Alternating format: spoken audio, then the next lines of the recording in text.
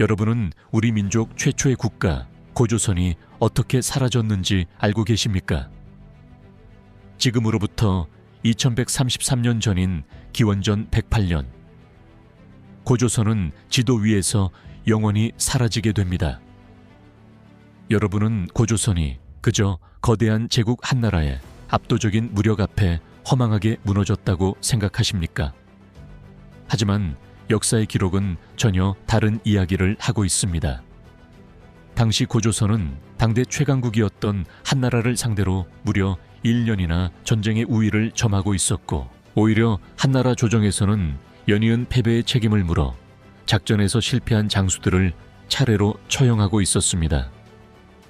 승기를 잡고 한나라를 궁지로 몰아넣었던 그 찬란한 제국은 어느 날 밤 가장 믿었던 곳에서 시작된 의문의 사건으로 인해 단 하룻밤 만에 지도에서 사라집니다. 도대체 그날 밤 왕검성 안에서는 무슨 일이 벌어졌던 걸까요? 이야기는 고조선의 운명을 뒤바꾼 미스터리한 사내 위만으로부터 시작됩니다. 그는 중국 연나라에서 상투를 틀고 우리 옷을 입은 채 망명해 온 정체불명의 사내였습니다.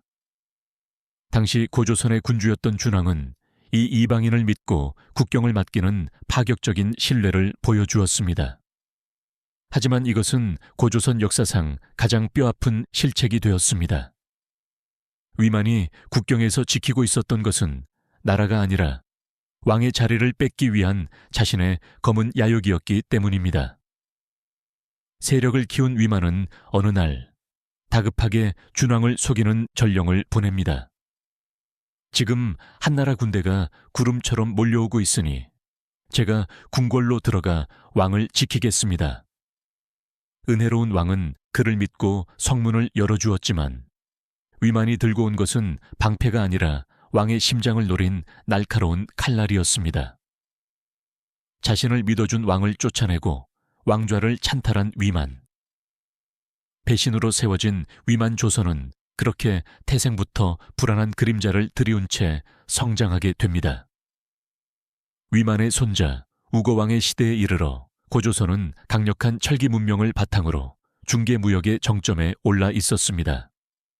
하지만 이러한 번영은 중국의 패권자였던 한나라 무제의 심기를 건드렸습니다.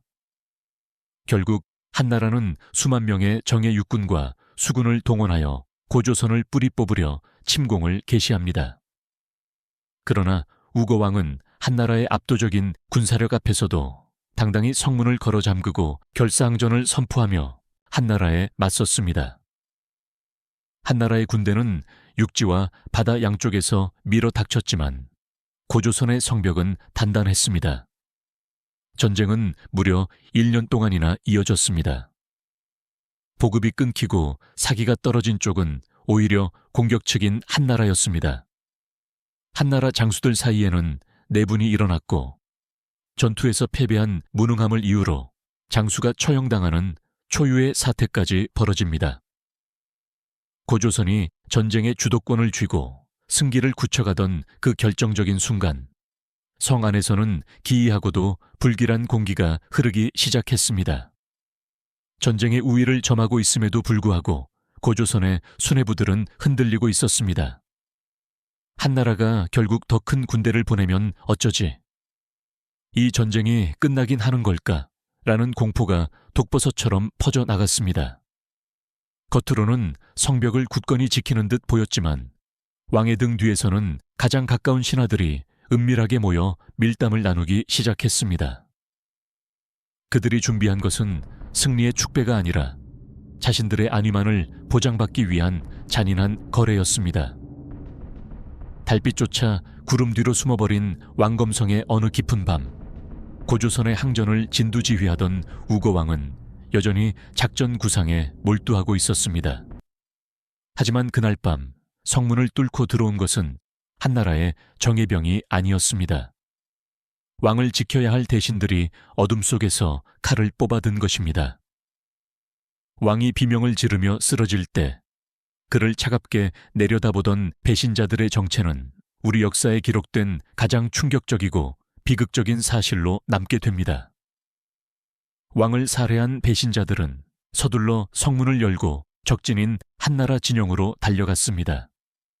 그들의 손에는 피 묻은 비단보가 들려 있었고 그 안에는 고조선의 자존심이자 자신들의 주군이었던 우고왕의 머리가 담겨 있었습니다. 더욱 소름 끼치는 사실은 이 암살을 주도하고 지지한 인물 중에 우고왕의 친아들인 장항이 포함되어 있었다는 점입니다. 아들이 자신의 아버지를 적에게 팔아넘긴 역사상 최악의 폐륜이 벌어진 것입니다. 군주가 죽고 왕자가 투항했음에도 불구하고 고조선의 저항은 완전히 끝나지 않았습니다.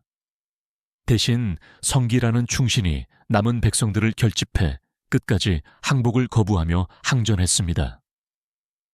배신자들이 적진에서 목숨을 구걸할 때 그는 텅 빈 성에서 나라의 마지막 숨결을 지키고 있었습니다. 하지만 비극은 여기서 멈추지 않았습니다. 한나라에 투항했던 왕자 장항과 대신들이 다시 성으로 돌아와 마지막까지 충성을 다하던 성기마저 무참히 살해해버린 것입니다.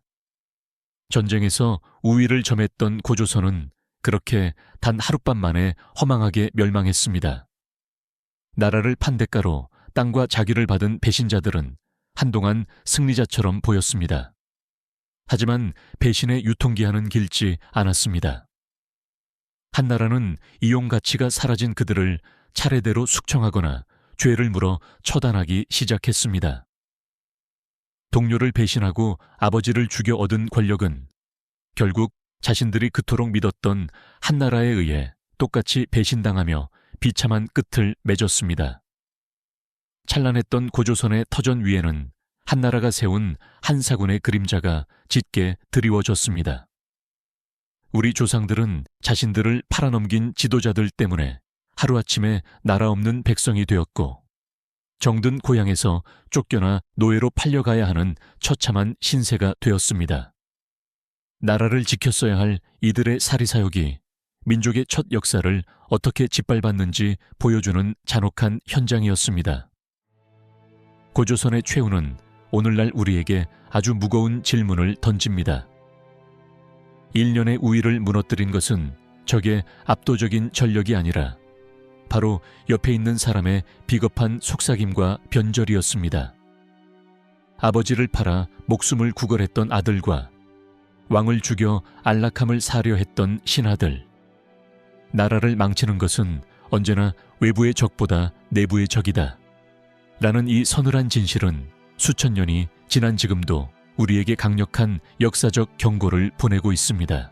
고조선의 최후는 비극이었으나 그것은 우리 민족이 써내려갈 수천 년 대서사시의 장엄한 서막이었습니다.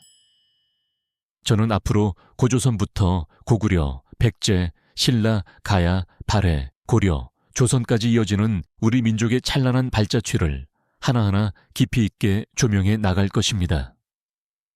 이 장대한 역사적 여정을 함께하고 싶으시다면 구독으로 동참해 주십시오.